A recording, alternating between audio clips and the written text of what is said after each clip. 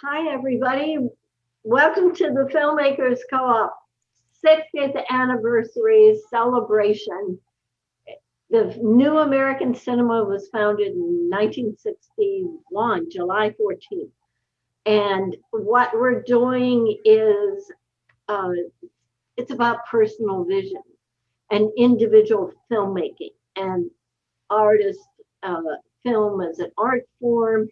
And we're actually sitting in the Filmmakers Co-op office where we have all our digital archive, we have a film archive, we have a screening room, and a paper archive. And my name's Sarah. I've been making films and curating and programming and educating. And this is Julia. And Julia's an assistant, and she's doing our social media. Do you want to say anything? That's a sufficient introduction for me, I think. And what we want to do in the celebration is show films that are unique and personal. And tonight, we're going to focus on Matthew Carlson. And Matthew Carlson, I know from when he edited the interview, the talk that Jim Hoberman gave on Jack Smith, No President.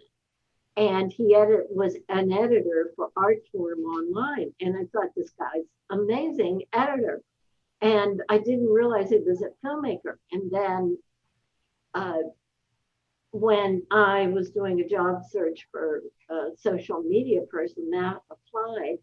And I found out he made films. And I really thought his films are unique. The way he frames the world. I love his camera work. And I love the way he fragments they remind me of diary films in a way, but also the way he fragments and deals with ghosts. It has a haunting, personal, intimate feeling to it. And so that I thought, well, let's show Matthew, do a one-person show. And they're on VOD, Vimeo on demand, on the Co-op's website. So it's my pleasure. Matthew's going to introduce the panel. To introduce Matthew Carlson. Hi, everyone. So thank you, for introducing me. And thank you, everyone, for coming. And thank you for putting this together. This is great. So I wanted to start by talking about, there are 3 films that I'm going to show. In California at the end of 2016, that's one of them. Sightings is another, and Florida Ghost is another. And I'm going to show those 3.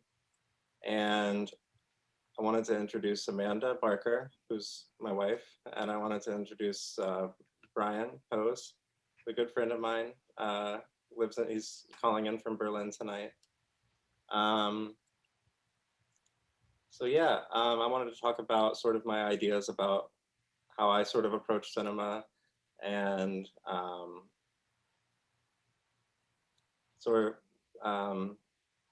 let's start with like having other people talk at the panel, and then I'll come back and talk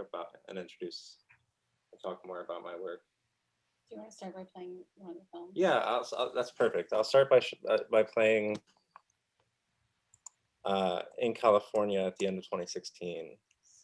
Share the screen. Yeah, which is, one second. I made it in the beginning of 2017, right after I got married. And a lot of it has to do with my excitement and also sort of anxiety about getting married, and the idea of letting love determine the course of the edit and letting love determine the shot length, and also exploring the idea of machinima, which is a portmanteau of machine and cinema, using video game footage, which is something I do in 2 of these films that I'm showing today. So I'll show this one first.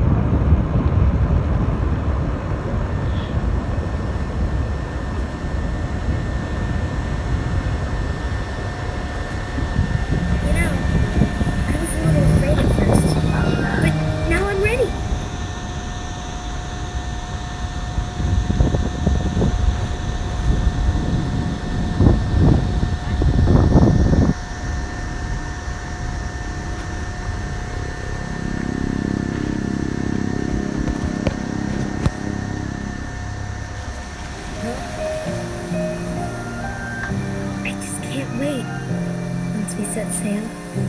It'll be great.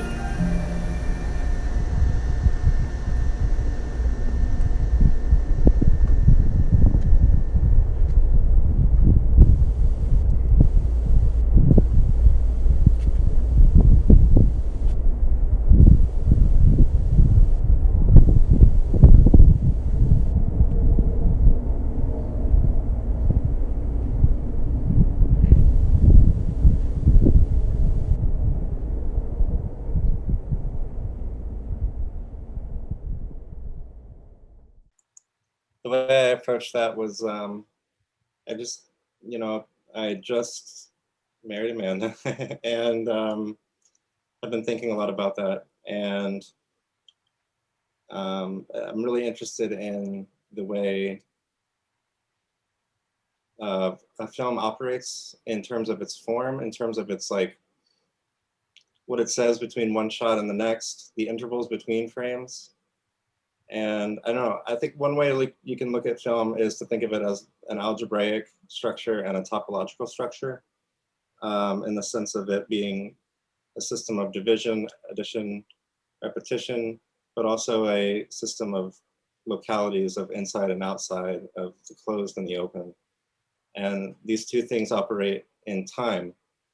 So there's velocity, there's slow areas, there's fast areas. And this is sort of how I think about cinema and my approach to when I work on films. I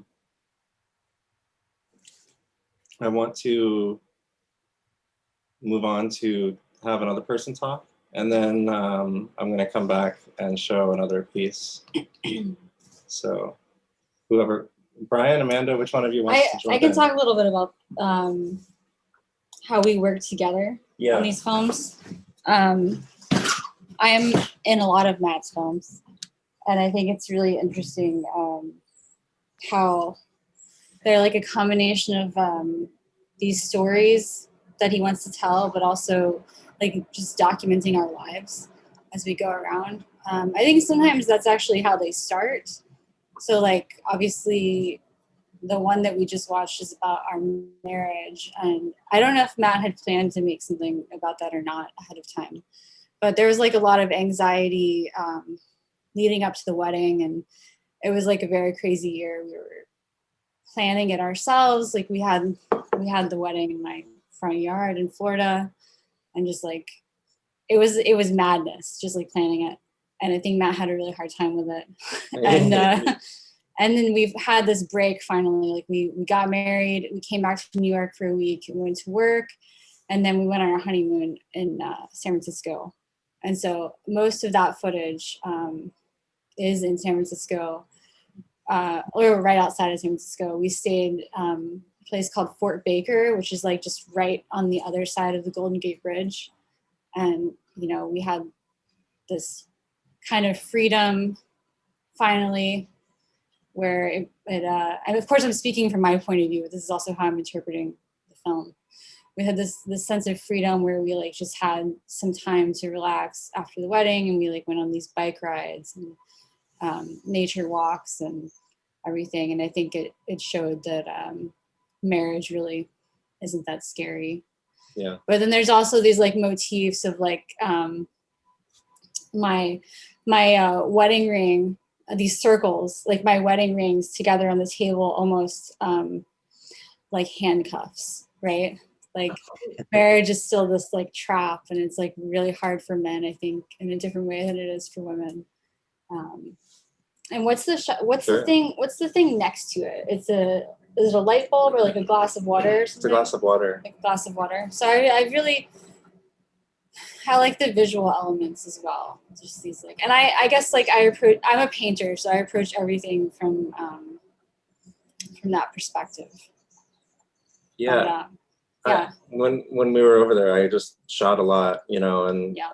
that's something I do is just like we'll go around during my day shooting this and that, and then not without any plan, but just with the idea of like, I think this will work with this, and this will work with this, and then they're kind of like vacation movies in a way. I mean, this one was a vacation movie, and I really like this. I think of film as something. It's like it's not huge and big. It's something that's small. For me, it's small and intimate. And it's something that I want to share with close friends. It's not something that I want to, broadcast to millions of people. It's something that is something I want to start a conversation with close friends, and to share what my life is in a way that's not necessarily in a language that is verbal. Um, Hmm. so, yeah, I. Brian, do you want to You add guys wanna add anything anything from to your that? perspective? You were around during that time, still living in New York and Yeah. around us, sleeping on our couch every night. Yeah, that's true. Yeah, I was living in Bushwick. It's like getting from Sunnyside to Bushwick, even though they're right next to each other on the map, it was like an hour on the train, like into the city and back out. So I ended up, yeah, I did end up on your couch a lot. I think you showed me this film, like right around when you made it. Yeah. It was really, I have to say, it was really kind of nostalgic for me to watch it earlier this evening. And it kind of also brought me back to that place. And yeah, also hearing the way that you talk about filmmaking, I think it is very personal, and even if like I feel like a lot of the work that you do is like pretty formalistic, but for me, like somehow they're always very emotional. I don't know if it's because I know you, but I feel like yeah, I feel like um, yeah, it's quite interesting because I mean, I was at your wedding, and then I remember watching this afterward, and I remember because I remember asking you how the trip was, and I think you answered similar to Amanda. You said, "Yeah, it was really freeing, and like we were out and we were on the bike." And then you showed me this film which had like this handcuff imagery and like this kind of it felt really claustrophobic to me watching the film, and I thought I really liked that about the film. I feel like because it's just like you said, marriage is all of those things. It is freeing. It is also a commitment, right? It's kind of too complex to sum up in one emotion, and I feel like that's something that I really liked about this film. Question I had watching it, because I think it was the first time that you guys had been in California, right? Wasn't that the first trip? Yeah. And I know since then you've been back several times, but um, I guess I wanted to ask, like, how was it for you filming out there? Like, how did the landscapes feel to you? Did it feel like something you knew? Did it feel like something alien? Did it feel, and like how, when you went about approaching filming that, how did you approach filming in a new city? Well, for California, I feel like I kind of knew it because I've seen it in so many films already. So like it didn't necessarily feel alien to me, but it felt there was like a familiarity to it, I guess, because I've just seen it so much. But it definitely had a freeing aspect being able to film in a city that I'd never really been in before, and that I'd seen so much. So yeah. I mean, people say that about New York too, like, Totally. For me, it felt being a participant in this. Just, it felt totally alien to me. It didn't help that I've seen it like on film before. I have the opposite Cool. opinion. Things are always different in person than like how you imagine them to be. For me, anyway. And it was all really scary and new, but in a good way. And I felt like, I don't know, I'm just like a different person out there. Yeah. it's funny that you mention other films, because I actually had this thought watching it today, especially like you have this shot of the Golden Gate Bridge, right? And then you had this like anime thing overlay, or I don't know if it was a video game. Kingdom Hearts, yeah. Okay, yeah, with this like really cheesy voiceover, and it kind of it was funny because for me in that moment, it actually felt like you were trying to subvert that kind of California cliche. Yeah. So how much of that was conscious, or was that part of something that you were trying to do, or was it more just? I didn't think about that, honestly. I didn't necessarily think in terms of cliches or subverting cliches. That's really interesting that you say that, though. Yeah, I don't know.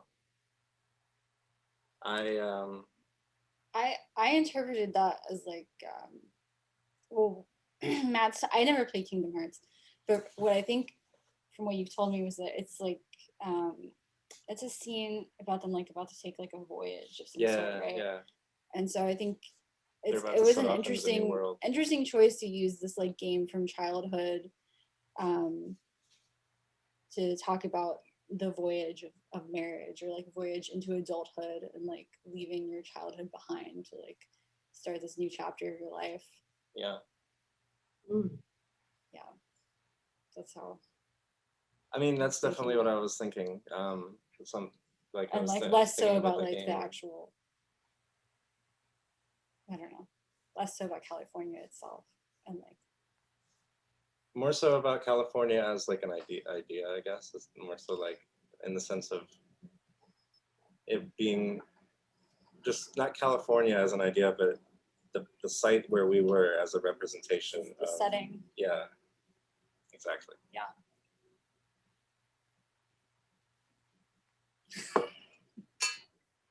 So I could show another film. Do you guys have anything else to add to it, or?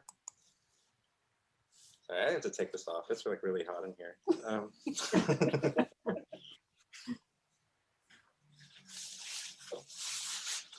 right.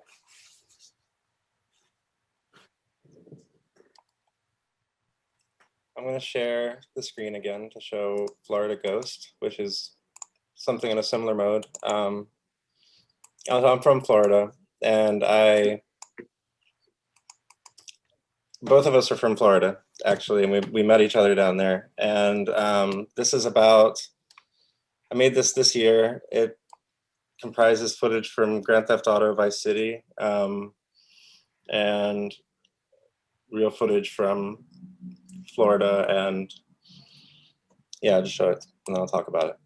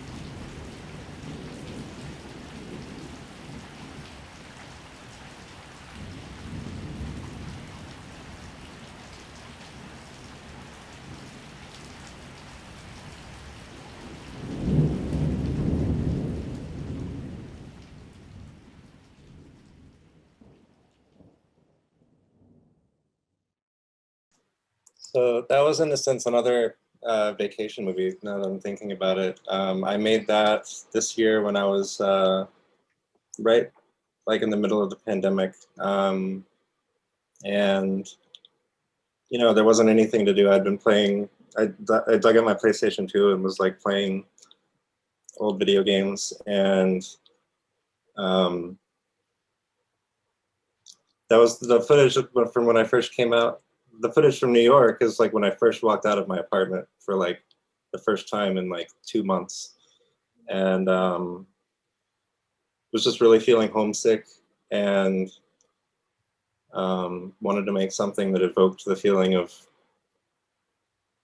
homesick nostalgia, I guess. The idea of Florida Ghost is the title. The idea, the image is quite ghostly, and to me looks like it's just about to fall apart into a million pieces, which I really love. I shot that with this camera. It's called a Cam Now, and it's like a toy that I got at the thrift store, and it just looks. I just think it looks beautiful. I don't know. It has this like Super 8 quality, and yeah, I just wanted to make something that felt like home. That felt like how registering how I was feeling at the time on screen. So yeah. I have some things to add. Sure. This is like really interesting to me for a few different reasons. Number one, I'm not in it, which is totally different than like I'm in like most of Matt's films. So like when I watch them, there's always this like degree of like, oh God, I looked terrible that day. Like, and so I can actually like be outside of it for once. It reminds me a lot of a period of time when Matt was painting. Because I'm a painter, like I said, and I like to push painting on everyone because I think it's so interesting. And I think everyone can paint, and it's just like really interesting to see what they do with it because there's so many different kinds of painting. And while I work in realism, I'm like really attracted to abstraction. And so Matt, I would consider an abstract painter. And this film like has a lot of the same qualities that his paintings had. And it's really interesting to see it translated into another medium. Yeah, so that's another thing. But also what I want to add is that because of the pandemic, we weren't able to take like usually we would go to Florida like maybe twice a year, like for Christmas and then like once in the summer and stay with my parents and everything. Matt's parents no longer live in Florida, but mine do. And they live like in a very rural part of Florida with like cows and horses and like nature. And so I feel like it was really interesting to see Matt recreate what would have probably been another like vacation movie, like with the two of us like going around Florida, but he made it through a video game, like a video game that he played that was nostalgic, again, like a childhood thing, but also like the scenes that he chose from the video game look so much like the parts of Florida that we both lived in. And it was really cool to see what he did with that. I think like a lot of artists have made really incredible work over the last year through the limitations of like not being able to go outside or like travel or do things they would normally do. This is just like Matt's version of that. So Yeah, I was thinking a lot about the idea of memory and the sense of like having memories of traversing these video game worlds and how they're real memories. I mean, they didn't happen in real life, but they happened. I remember driving down this one street in Vice City, or like doing this one thing in this game, and how they affect like a real working. They're real working memories. They're not like just like false. So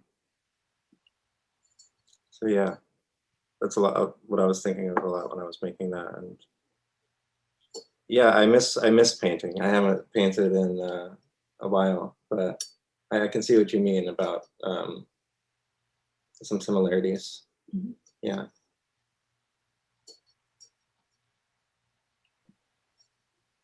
I can, yeah, I would just add, I thought it's really interesting when we talked about this idea of memory and video game.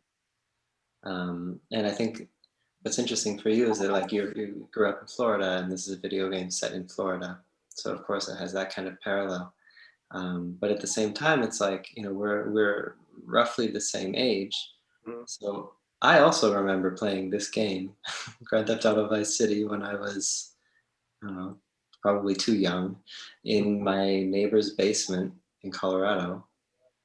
Um, and so what's interesting about it is like in this way, like that can connect our totally disparate childhoods somehow come connected through this same medium, which, you know, on the surface you would say are not real memories or are, you know, proxy memories or whatever they are, but it's like to us that they're real, and in this way it actually can connect, like you and me, for example, and or other people from our generation. And I think that's kind of it's a weird thing that I don't think has existed exactly in this way before, you know, before video games, before these kind of experiences we had growing up. And I guess I don't really have a question. It's just, that's just what popped into my mind. And yeah, the other thing I wanted to ask actually, which is another thought that popped up, because like these are from our childhood, and I don't know if that adds something to it in the idea that like at a younger age you're not, like fantasy and reality aren't quite as separate as they become later on, even like developmentally. I think children have a harder time kind of separating those things. And in that way, this film, I don't know if this is totally off base, but it reminded me a lot of like Stan Brakhage work with this idea of like the untrained eye. You know, the idea that like the things that you see, if they didn't have a name or if they didn't have become something concrete, they could sort of exist on their own. And I feel like you captured like a similar kind of energy in this film, even though it's a totally different thing of like kind of this innocence. There's like an innocence and a nostalgia that comes through to me in the film, which when you say it reminded, when you wanted to make a film about home, Mhm. like I think that really came through to me.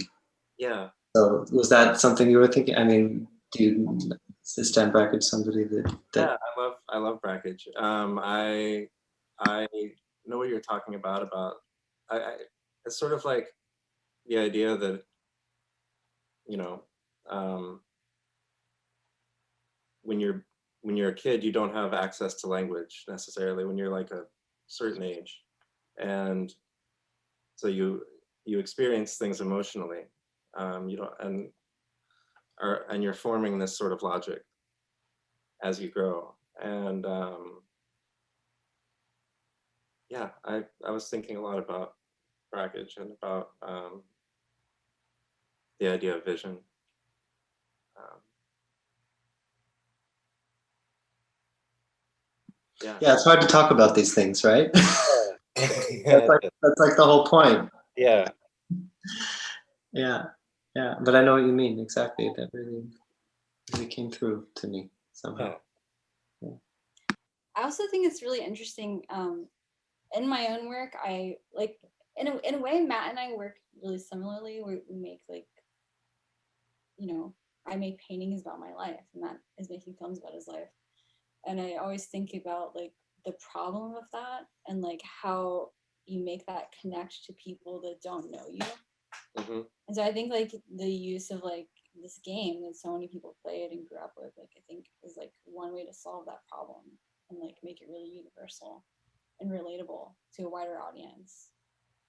So Yeah, I think, you know, like I said before, I want to make films that where I can just connect with people and have a conversation with them.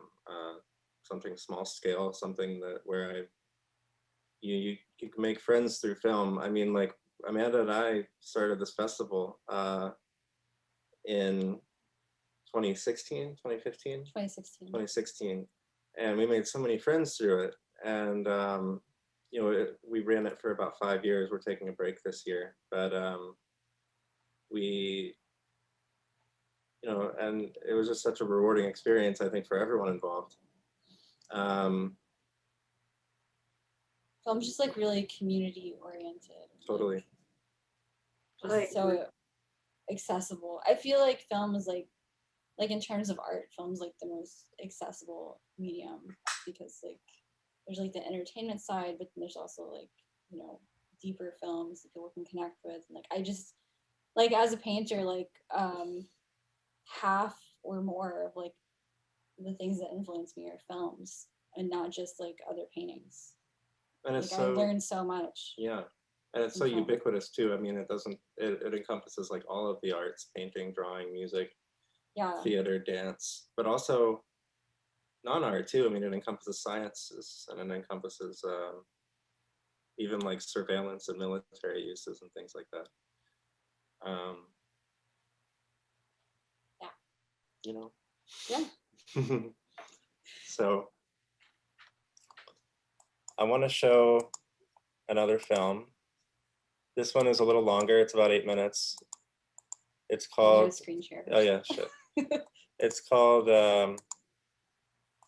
Sightings, and it features Amanda's dad as and it's a documentary. It's about. Well, you'll see it. Yeah, just play it. Yeah. Then we'll talk about it.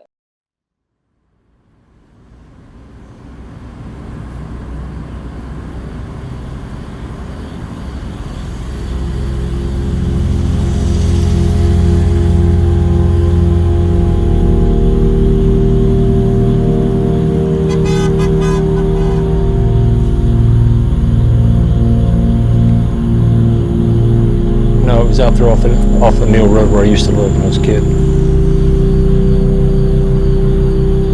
Can't think of the power lines going by. No, it wasn't sailing.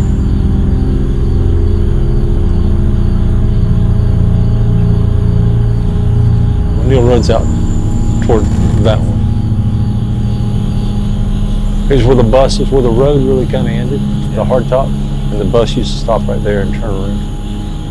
There was a turnaround there for them, and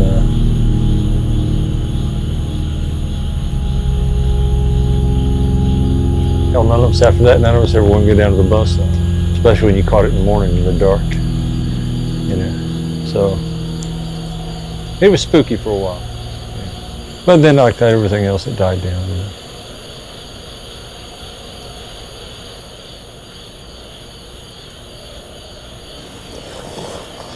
There had been sightings of the skunk ape, and when we were kids, a bunch of us up and down the road, we decided we'd go looking for it.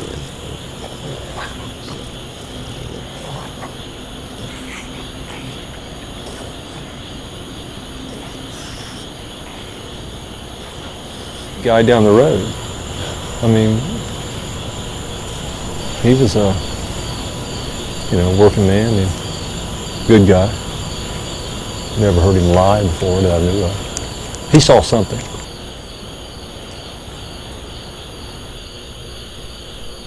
There's probably bears that get pretty tall, but not that tall around here, maybe 6 foot or something, but, standing up, but never heard of a bear around here, down in Florida, 8, 9 foot tall, I mean, some of the grizzlies somewhere else, up in the northwest, I think they get pretty big,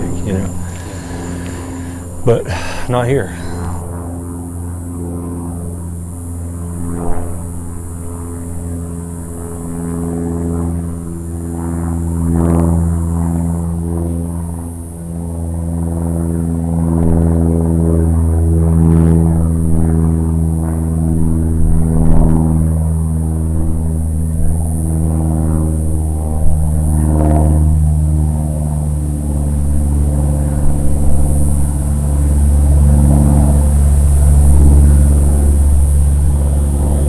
Man down the road.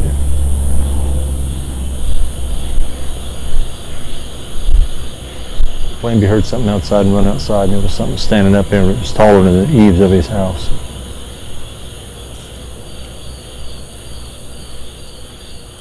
And he went in to get a gun, it was gone.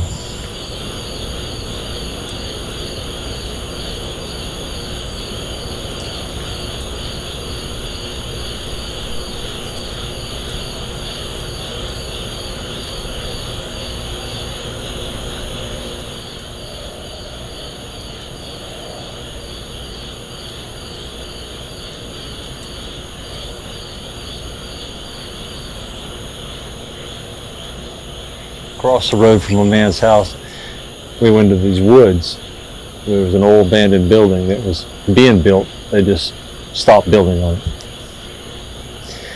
Well, we all got up on the beams of it, and we sit around there and telling stories and stuff, and all of a sudden, out of nowhere, something runs through the bushes there, just runs through the palmettos and the pepper trees, and we're not really sure if we saw it or not, but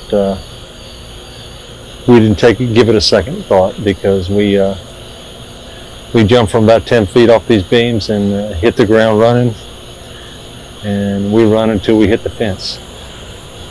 And then we all stood out on the road trying to decide what we saw or what we didn't see. Some of the guys said they saw the skunk ape.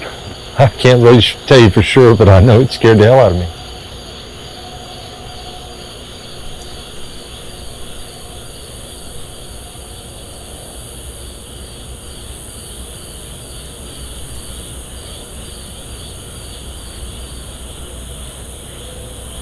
Don't know what it was. It was dark back there. So I don't know, if they could make out the silhouette. I mean, there was a little light out there.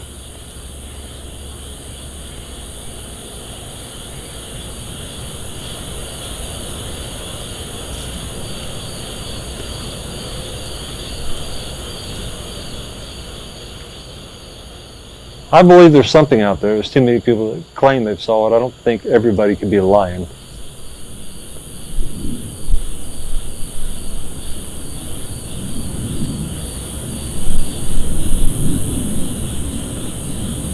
Kind of like UFOs,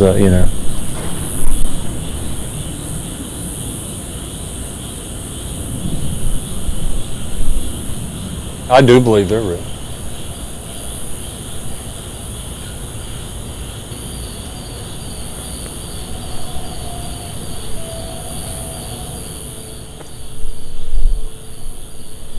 Well, you remember, where was it? New Year's? Everybody was here. We had a fire. I was going out to get some more wood.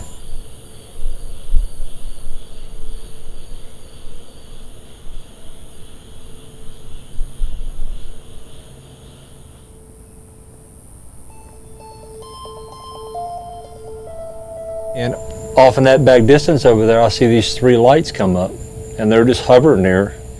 And remember, I hollered at Brian first, coming around there, and he brought his phone over there and tried to film it. He had a picture of 2 of them, and one of them just zipped out of there, then the other one disappeared.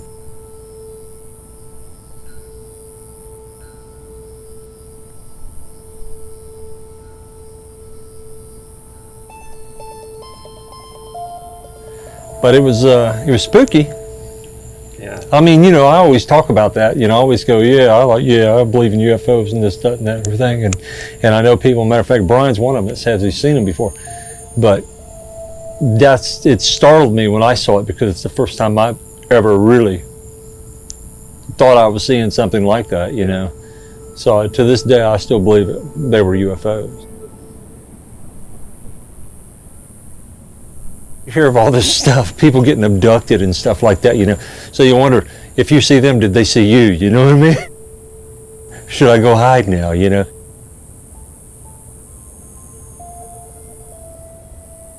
mean, it's even now. I mean, if I see one right now, I may hide around a corner and look at it. I don't, I don't want it to know that I saw it.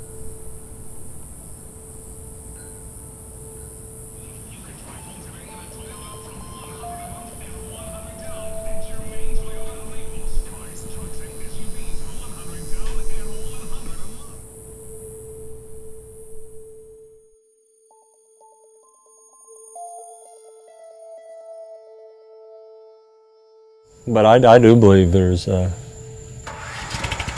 think there's life somewhere else. I mean, we're here.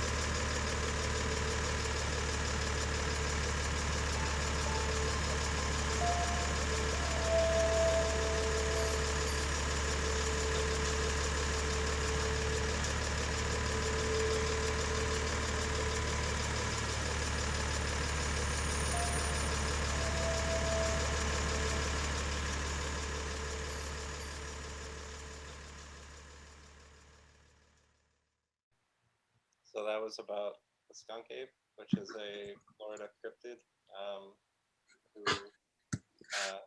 God is apparently stealing, which I thought was really interesting. I really wanted to make a film about that when I heard him tell the story. I was thinking when I was watching this, it's interesting. It's another Florida movie. I made 2 Florida movies this year, and none of those, pretty much none of that stuff that I shot was from this year. In fact, a lot of it was from my senior thesis at Pratt, which, like, a lot of stuff that just didn't make the cut. So that's something I do often, is use footage from past projects towards new ends, which is repurposing images, and which I think is really fun to do. But yeah, I don't know. This one's like so new right now that I have a hard time like talking about it. It's much easier for me to talk about the other 2. Well, it's a much more formal Yeah. film than the other 2, like in its structure and use of equipment too. Sure. Yeah, I used. That was the first time I've really done a documentary. I hate the word documentary, but I guess that's what it. I guess that's what it is. It was kind of like like an early attempt at horror. I feel like I want to sort of continue down this mode of like eerie, the weird and the eerie, right? And there's something I'm interested in. And so yeah, I don't know. I'm not sorry. I'm having a hard time talking about this one in particular. It's the most like outside of yourself that you've ever done. Yeah. I think it's one that's not just about like me and like our regular lives. Yeah, Well, it is about my family. I mean, it's about my dad. It's about your family, but it's not about It's not about me documenting my life necessarily. Yeah, the approach is totally different. Yeah, but it's still a home movie. I mean, it's still a vacation movie in a way. Yeah, and it's it's like really. I mean, while it's like really dark and structured differently and everything, it's really like playful, I think, and it's like subject matter. Yeah, like my dad. It's funny because it seems it's sort of like so serious. My dad's really goofy, and like he loves to talk about the skunk ape and loves to talk about aliens and UFOs. And he's like, severely embarrassed by this. I mean, he really likes it, but like just to like have it out there, like him talking about UFOs and stuff that he would like not want to admit to believing in, but like he totally does. Yeah.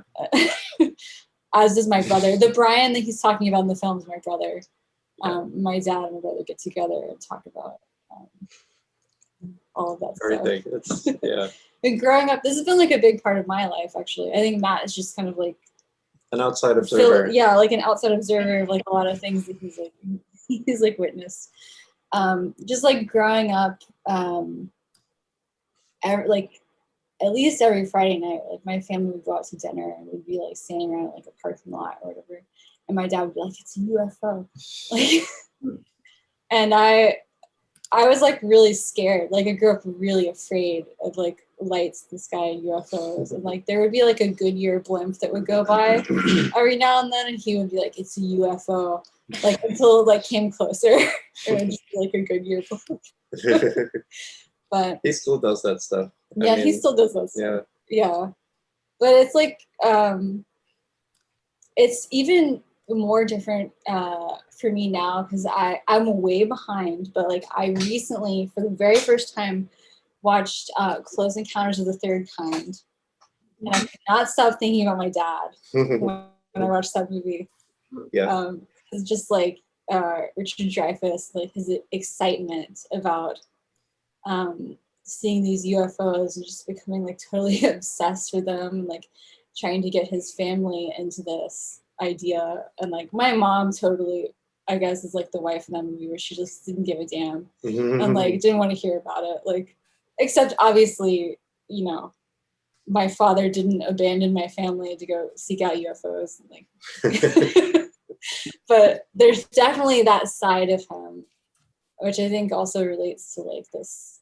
Like now that I'm watching all of Matt's like movies like side by side like this, I can't help but feel like they're all about childhood in some way, and this like just refusal to grow up or something. Well, If that makes sense. I feel like It's film is like- very playful and it can be very, it's almost like I guess it's almost is kind of like a toy in a way. Yeah. The idea of cinema. And I mean, it's so much more than that, obviously. I don't mean to devalue it by saying that. But I love making movies about where I'm from, and the out there just has such a weird, scary, creepy vibe where she lives, and it's like, or where your parents live, and so I just wanted to make something that explored that space, you know. Yeah. It's like to me it's like totally normal and whatever, but I feel like just like even growing up, when friends of mine who lived more in like the city area of Florida would like come over for the first time, there's like a dirt road and like it's, you know, the middle of nowhere, and I feel like they all thought they were in like the Texas Chainsaw Massacre or something. It just really felt the way they would talk about it later, like I drove down the road and there was this guy, like I took a wrong turn, this guy in the front yard had like a gun in his hand, like a shotgun, like, and there were like these chickens running around and like, but to me it's just like, oh, that's like our neighbor, like, Yeah. So it's weird. Hey Matt, so unfortunately I have to step out and I gotta leave early. But thank you so much for including me in this, and it was really cool to see your film. So thank you for sharing that, and I really appreciate it. Yeah, Thanks, Elizabeth. thanks for coming. All right, bye guys. It was nice to meet you. Bye. Bye. So, yeah, Brian, did you have anything you wanted to say about sightings? Yeah, I really love this film. I think it's really it's a really interesting step for you somehow, like based on the other work that I've seen, and I mean, look, I'm like, you know, I'm like a sucker for narrative films, and this one definitely has a lot more of like a straightforward narrative, you could say. So I that it might be a big part of it, but I just feel like, I don't know, I saw this as like weirdly kind of, on the one hand, it's like it's Amanda's father, so it's like a portrait of him. But it's more than that, right? Like it's sort of, it also feels like almost like a portrait to Florida, or to this kind of, you know, crazy state that you grew up in, where you have people who believe in UFOs and all these things, but it's shown in a really loving way, which I really liked. One thing that I kept thinking about while I watched it is how I don't know, it felt like like the imagery is so kind of mythical with this foggy stuff, and it felt like, you know, it reminded me of like a lot of like Eastern European, like, I don't know, like Bellatar or like Tarkovsky or like Werner Herzog in the jungle, or like all this kind of, you know, mythological stuff. And so then I started to think, you know, this is an American mythology, right? Like UFOs and Bigfoot, or, you know, all these things are that. And this film kind of captured that for me in a really beautiful way. That's great. That's exactly what I was thinking about, was like American mythology and the idea of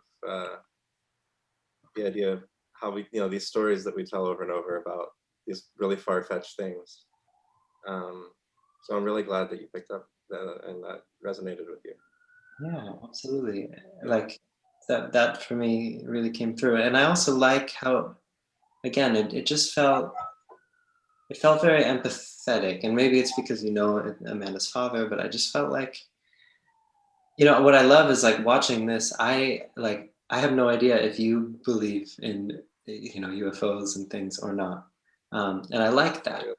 Like I mean, I know you as a person, but like if I didn't know you, I wouldn't see your belief as a filmmaker. And I think that's really beautiful because it gives a voice to somebody to talk about this thing without outside of this guy, especially right now. I mean, Yeah. dear Lord, with this, politicized, it would be easy to make a film of like, look at these dumb Trump supporter rednecks who believe in UFOs and whatever, and it would just be a piece of propaganda. Yeah. And this is clearly not that. And I think that it elevates it to me to something more sublime or mythical. And I really love this film. I don't know why you're afraid of the word documentary, but I hope you don't let that fear keep you back from making more of these, because it's really beautiful. I won't make more.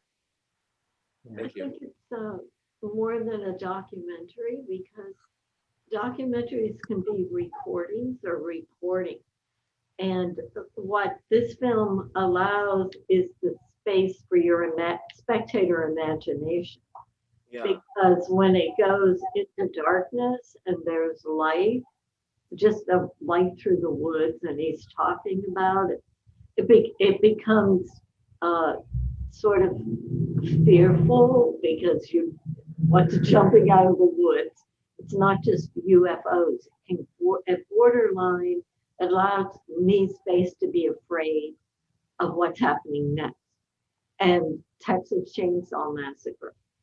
And also, when it opens up and you see Florida landscape, the landscape is gorgeous, but also and beautiful, but also there's like challenge mythology, and but what is normal,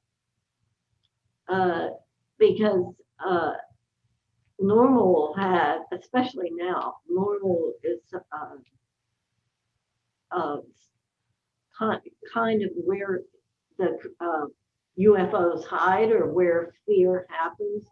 We have a filmmaker who grew up down the street from John Wayne Casey.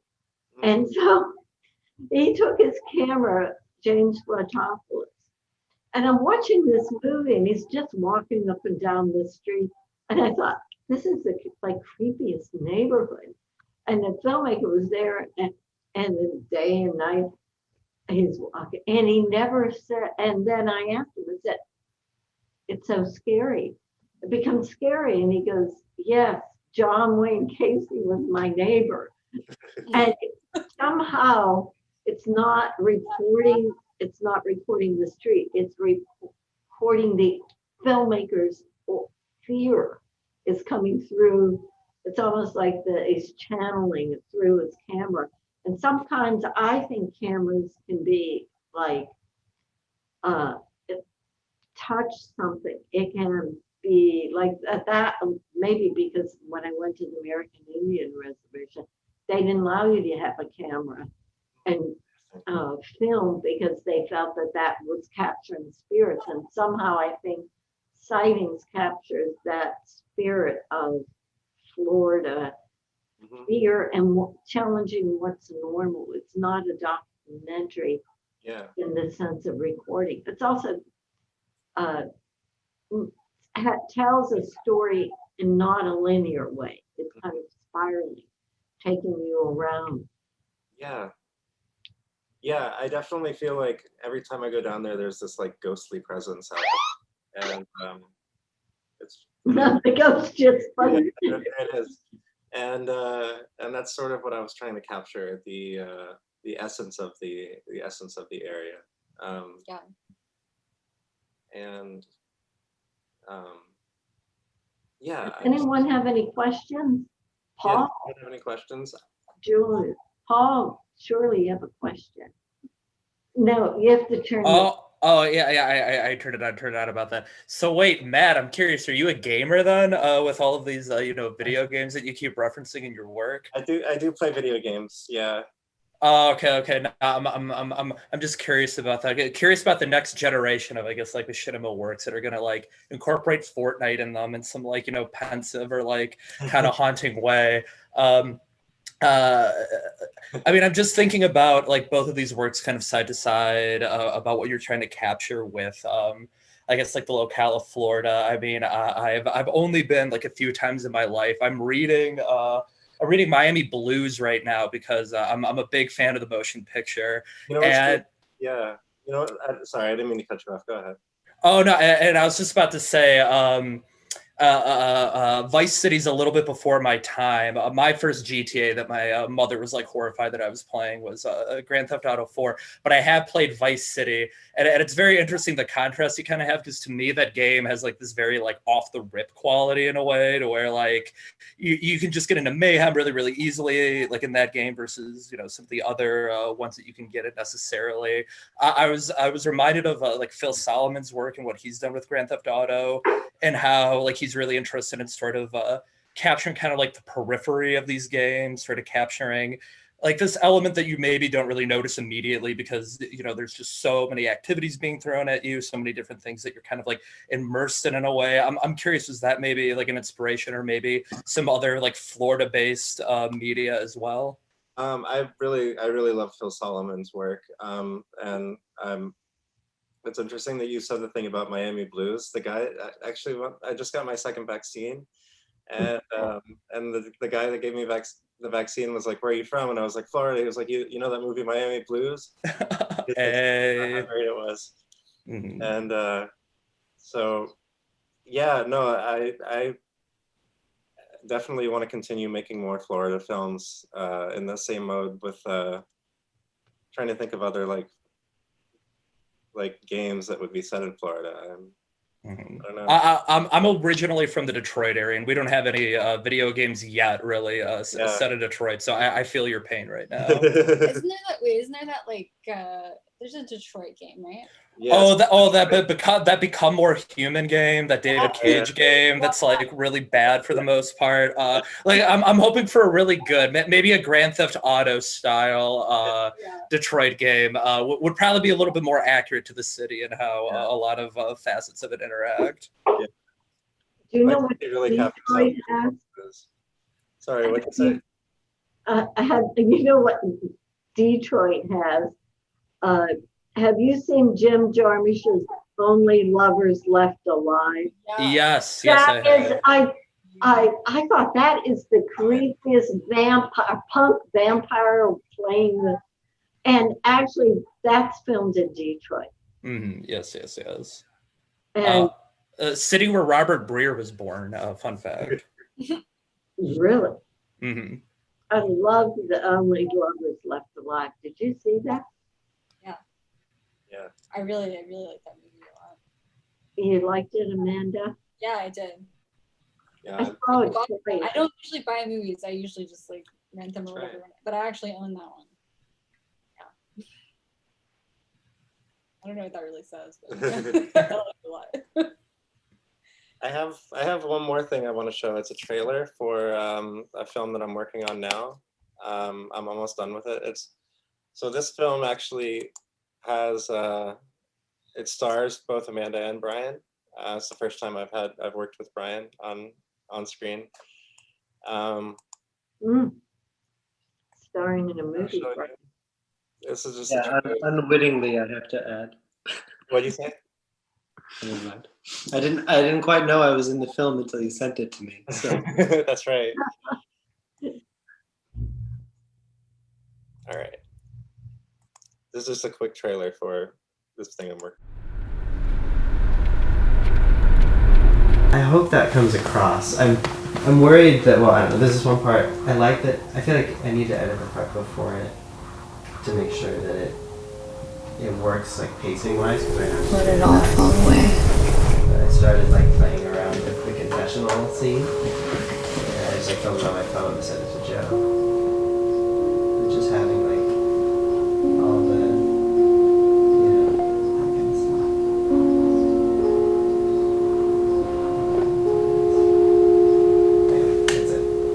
but just like, I feel like it gives it this, all the sliding stuff gives it like a very high school movie vibe.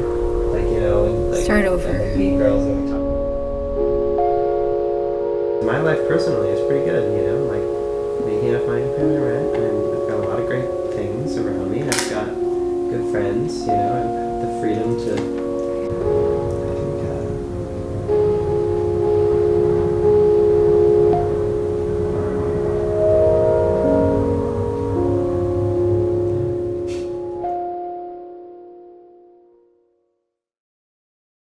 that's just a quick trailer for. It's actually a feature. Oh my God. I know. Yeah, it's an hour, 10 minutes, and it's about these two filmmakers that played by Amanda and Brian, who sort of split off during Brian moves to Berlin, and it's kind of like, honestly, it's in a way like a kind of like pseudo documentary, I guess, in the sense that it's like a lot of the narrative is based on actual events, things that have happened. They're abstracted, and like a lot of the footage is actually like straight up. Like I invited Brian over and just filmed them hanging out, filmed Amanda and Brian hanging out, and 4 years ago. 4 years ago, and I've been sort of like putting that footage together along with narrative things that I wrote, and just combining those disparate elements into something that feels whole. It's almost done. I'm working on music right now with a friend of mine, and then it will be complete.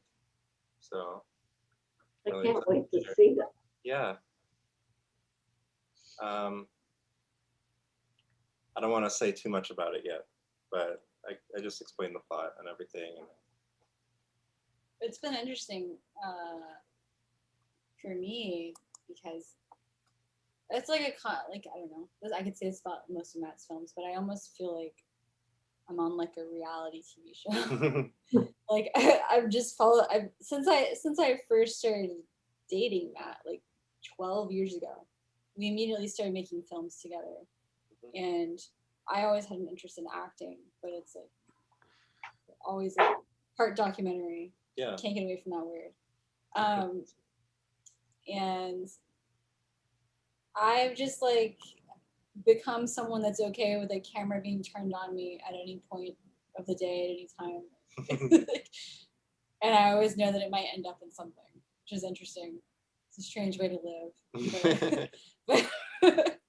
But yeah, so it's like Matt's been like editing this film, and like he'll show me it, and he's been showing it to me like over time, and it's like, oh man, I forgot about that footage from like 8 years ago when my hair was black and I looked totally different. Like like for example, it's just been like a weird process.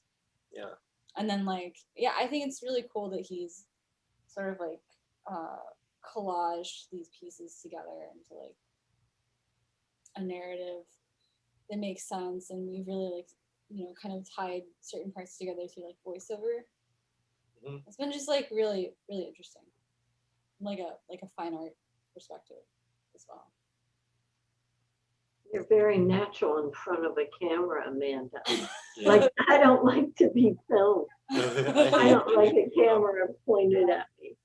And, I was just gotten used to it.